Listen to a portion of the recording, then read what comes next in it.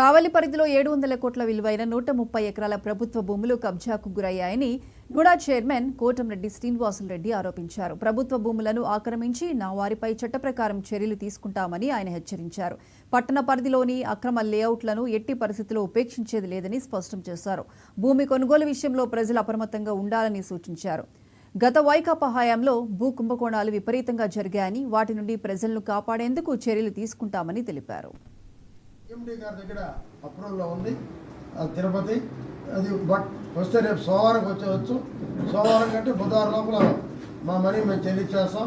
అతి త్వరలో నెలలో మీకు స్తంభాలు పడిపోతాయి, మీరు ఇల్లు కట్టుకోవచ్చు. కొరవ ఎక్కడైతే పని నాణ్యత లేదో, ఎక్కడైతే కాలువలు వాటి పగిలిపోయి ఉన్నాయో, ఎంతటి వారినైనా కాంట్రాక్టర్ని క్షమించే ప్రశ్నే లేదు. మళ్ళీ తిరిగి దాన్ని పగలగొట్టి మళ్ళీ కట్టించడం జరుగుతుంది. 2 వారాలకు ఒకసారి మా వీసీ గారు కుదరకపోయినా నేను ఏదో ఒక అధికారం తీసుకొచ్చి ఈ లేఅవుట్ అన్నీ కూడా సందర్శించడం జరుగుతుంది. ఎక్కడైతే బాగలేదో దాన్ని తీసి మళ్ళీ తీయిస్తాం. రోడ్డు ఇప్పుడు చూసాం, మన కొత్తగా వేశారు. నేను కాంట్రాక్టర్తో మాడాను మేము అని అడిగితే ఒక రోడ్డు వేశాడు.